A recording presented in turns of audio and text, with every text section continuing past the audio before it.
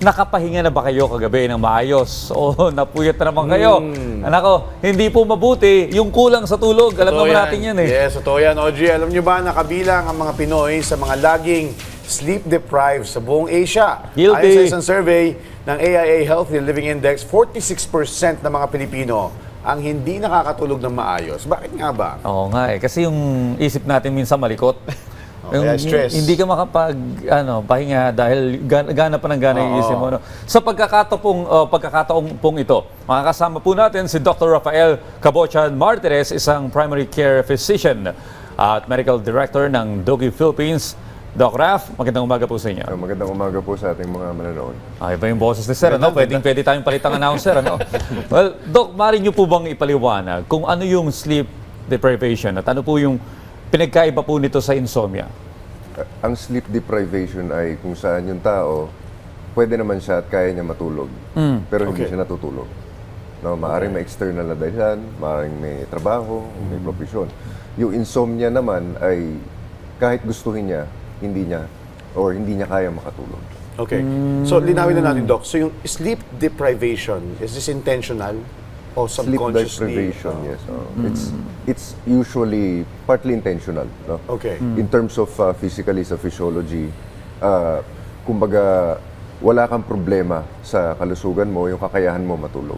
Oh, okay. Parang halimbawa na tayo, di ba? Dapat tulog tayo ng ganitong oras. Yes. Pero dahil may RSP tayo, gigising tayo ng maaga. Yes. Pero ito, Doc, base sa past experiences ninyo sa inyong mga pasyente, ano po yung usual na rason kung bakit mas pinipili nilang hindi matulog?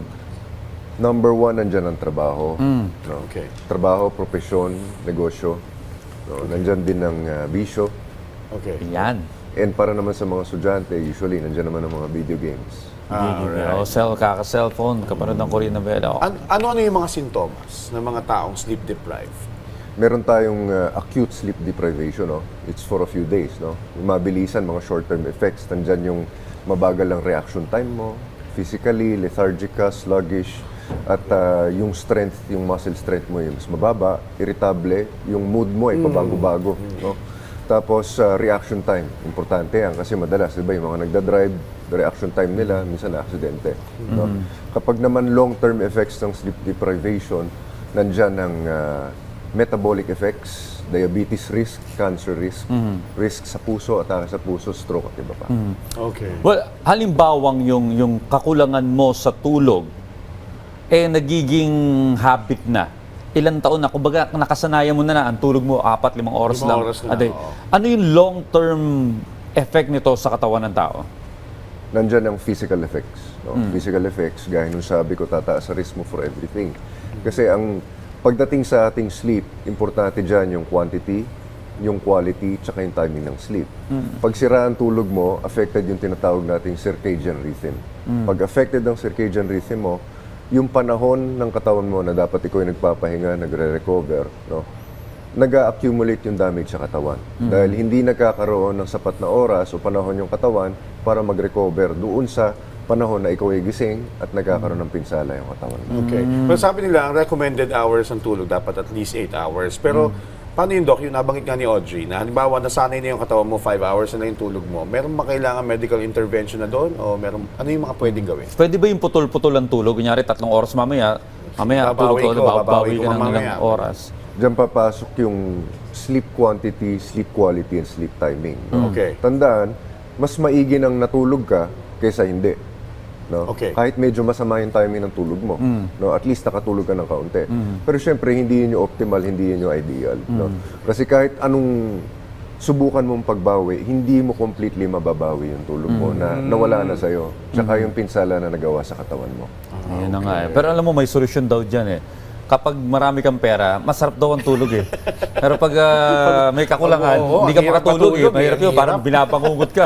Pero Doc, paano naman po kapag hindi talaga makuha yung tamang oras ng pagtulog? Yung recommended nyo po ba yung, na paggamit ng mga gamot tulad ng nare-recommend nyo po ba ito? Yung paggamit ng mga melatonin? Ayan, mga Kasi over the sleeping counter, pills, nabibili naman to oo, sa mga drugstore. Magnesium, ganyan. Well, unang-una, pagdating sa ganyang bagay, yan yung tinatawag na supplements. No? Hindi siya Okay. gamot, no? Hindi siya medication, at hindi niyan mapapalitan yung tunay na tulog. However, melatonin has its benefits. no? And meron tayong evidence na talaga nakakatulong ito kasi ito yung naturally na ginagawa ng ating katawan. So yung supplementation makakatulong sa taong kulang sa tulog. Pero bago uminom nito, magtanong muna sa ating doktor. Okay, so kailangan at least magpakonsulta pa rin. Hindi basta nasabi lang na ganyan na pwede. Yes, of course. Kasi kahit simpleng supplement, minsan may side effects siya. Melatonin, minsan nakaka-spike ng blood pressure. Oh, Okay. sandali. Si Ice, parang pinabili pa nga tayo ng mga melatonin. Tsaka Di ba- magnesium. Oo, hindi pala pwede yung basta-basta ganun lang. kailangan i-consulta Kailangan muna. yung natural na tulog. Oo. Okay. So, yung mga nagsasabi nga po, yung nga nabagit natin kanina, babawi sa next tulog. Pero, ano yung long-term effects nun sa kalusugan? Na, yun nga, nabanggit mo kanina, Doc, na hindi mo makukuha yung optimal na tulog. Tapos yung nasisira pa rin yung katawan mo. So, ano yung long-term effects nun? Nandiyan ang mental health effects, no? Okay. Psychological effects, anxiety, depression, mood disorders, and then in turn magsasuffer din yung relationships mo, tsaka yung trabaho mo, performance sa trabaho mo. Pagdating naman sa ating health mismo, tataas ang risk for heart attacks, no? Tapos for example, sa tulog natin, diyan ginagawa yung cleansing ng katawan, no? Diyan umaandar yung cells natin. For example, ang ating immune system umaandar, kine-cleanse. For example, yung mga damaged cells, cancer cells. Kaya dahil doon, tumataas yung cancer risk, no? Among others. And lastly, obesity. Kapag tayo ay puyat, kapag tayo parating gising, tumataas yung hormone, ang tawag ghrelin. Kaya kapag ikaw ay puyat, magugutom ka, kakain ka ng kakain. Tendency kakain ka na Oo, kakain. tataas ang timbang. Pero, halimbawa, ito follow-up, Doc. Halimbawa, sumusobra naman sa tulog. Is that healthy or hindi? Halimbawa, sumusobra sa 8 hours, 12 hours, Sarap naman 13 nun. hours, ganyan. Kung ang kulang sa tulog ay masama, syempre hindi na maganda yon. Associated din siya sa kung ano yung risk sa kulang na tulog. Kapag sobra ka sa tulog, mataas din ang cardiovascular risk mo, metabolic risk, diabetes risk, and so on. And it could also be a sign of mental health difficulty. Baka may depression yung tao, baka may pinagdadaanan. Kaya kapag may taong tulog ng tulog, mas maganda kamustahin natin. Baka dumiretso, hindi na magising, ano? Pero ito, no, sana. bakit may mga tao, bilang panghuli, Doc, ano?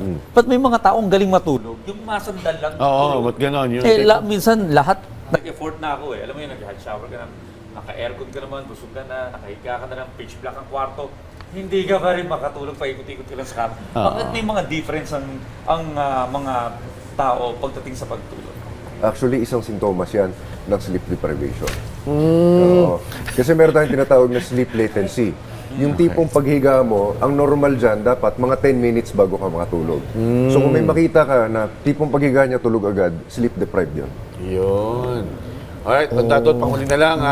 Doc, invite nyo rin yung ating mga ka-RSV dahil parte ka rin po ng Doki Philippines. Ay, sige po. You may search us on Facebook. Kami po ay 24/7 online service, telehealth, Doki Medical Clinic, DOKI. Kami po ay may team ng doktor sa triage officers na tutulong po sa inyo na maghanap at pumili ng tamang doktor para sa inyong kaso. Alright, maraming salamat po, Dr. Rafael Cabuchan Martires. Maraming Thank you so salamat, much, Doc. Doc. Salamat din po.